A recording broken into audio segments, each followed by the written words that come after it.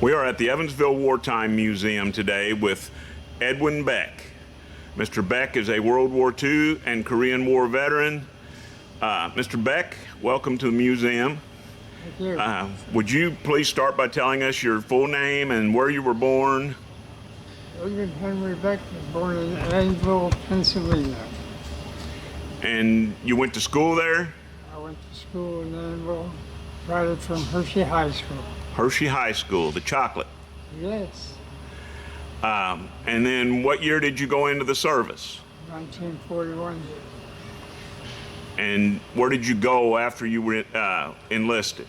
Well, I got, I can't remember, some things will start getting a little hairy, but I got sent a word with the 101st Infantry Division, 222nd Regiment, and then I managed to capture the Battle of the Bulge. So when you were in the Battle of the Bulge, what happened the day you were captured? Do you remember? Well, I remember I still had my rifle, and the officer said, "You better throw it down because we had been surrounded." He said, "We lost so many men already," he said, "We'll all be dead." And I didn't want to surrender, so, but he said, "Throw it." So I finally threw my rifle down, and the Germans was all around us and took us out of there. And then from the day you were captured, where did they take you? Stalag 13 and Stalag 14. And how did they take you there? Walk. You walked there. And were you ever on one of the cattle cars, the 40 and 8 cars? Yes. Oh, yes. Yeah. And how many men did they put in those train cars? But if you were standing, you couldn't turn around because you just had so many of them. You had, railroad cars that didn't have 80 guys in there. Wow.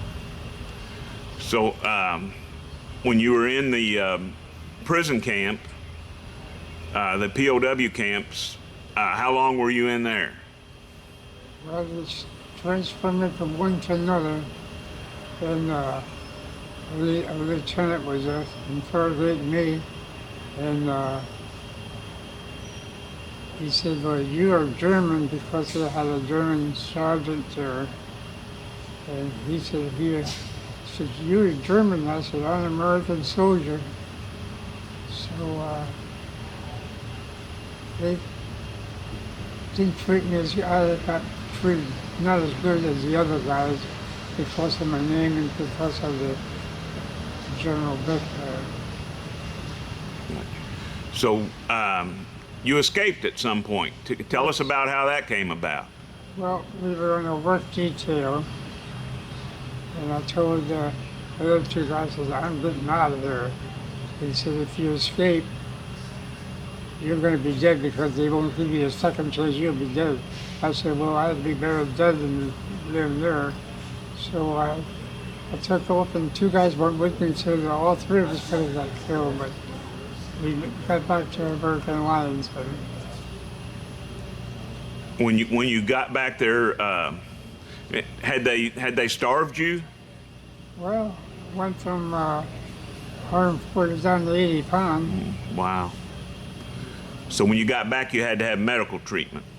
Yeah, you finishing a work at an office there in a small hospital, and they interrogate you and see how you're doing, how you're feeling. For some people, someone will just crack up, Because we had one guy, I did my best to get him up, and he lay down, and he had completely surrendered. He lay there and died. Oh, wow. So then, once you recovered, where did you go from there? He just kept walking us around. Didn't get to ride, but we marched from one camp to another. And I was in Stalag 13. And I was just, I always thought maybe I'd never get back home again. And then when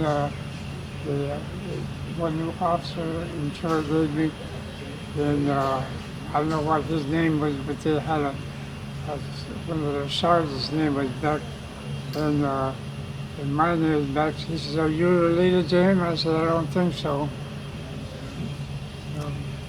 So did you ever have to go back into combat during World War II? No, I did in Korea though. Yeah. Yes. So what after? They took me back into a hospital. Okay. And we spent, I guess, 5 days in that one hospital, and they tried to get you back up to weight a little bit, just. And then they sent you back to the States? Yeah, I finally got back to the States, and then I stayed in service, and I ended up in Korea in 1551. Then. So you got called back in 50 and 51 in Korea, Yeah, and you served in combat there with, were you with a different infantry? yes, Okay, which infantry were you with in Korea? 50th Regiment. And then they sent you home in 51? They got home, but stayed in service and kept going. And the one guy, he says, he found out that I had been a prisoner of war. He says, "You're still here? How come you're?" I said, "I'm an American soldier. I have to raise my hand and protect this country and people." So, Right. So when you got back here, you remained in the military? yes, I retired in 1971. How many years total did you serve? I've told about 27 years now. 27. Well, thank you. And then when you retired from the military, where did you live after that? Well, I went to Hershey, Pennsylvania, and I worked in the Hershey chocolate factory for a while.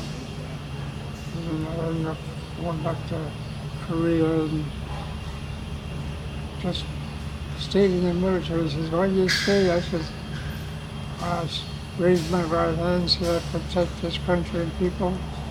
So I just stayed. Well, thank you. Now, where do you live now? Well, not just visiting here, but I'm spent a lot of time in Annville, Pennsylvania. For school there, graduated from Hershey High School. You know where that is. I've been there a couple of times. Yeah, I graduated from Hershey High School and just stayed in service and finally retired and just keep on going. Yeah. Well, we're glad you do. Is there anything else you'd like to tell us about your time in service? Well, when I was in the prison camp, I never thought of going to get home again, but I managed to go, and then when that one German officer interrogated me, he got my name, and they had a sergeant named Beck, a German sergeant, and he said, "Well, you're German." I said, "No, I'm an American soldier." How did they treat you in the prison camp? Well, you're just lucky to get something to eat. And some people, if you did a little bit of extra ones that had details, if you went out in the details of work, you'd get a little bit more to eat than the guy just sitting there. So I volunteered, and I said, "Well, you're working for the German bar?" I said, "It's before my stomach, because you got more to eat." Let me take you back to the Battle of the Bulge. You were in the Ardennes Forest, is that correct? Yes. And it was extremely cold? Oh, yes. Yes. And you didn't have the good weather stuff like they have now, because I almost, they were going to cut my feet off for a while because they had got wet and cold and frozen. And then were you sleeping in a foxhole? Oh, I was standing up. Yes. Now, you told me earlier when we were touring the museum that you remembered seeing the P-47s fly overhead. Oh, yeah. Tell us about how it felt when you saw those planes fly over. make your heart pump, man. You know that, and we holler, give them hell, give them hell. I remember that. Yeah, long time ago. Yes. Well, would you have any advice for young people today, or you've lived a long and full life Well, here? It's serve your country the best you can. I have two of my sons are in the military. But I'm just a gung-ho American, and I just want to protect this country and the people, and I'll do that the day I die. Well, thank you very much. We thank you for your service, and we thank you for taking time to talk with us today. Thank you.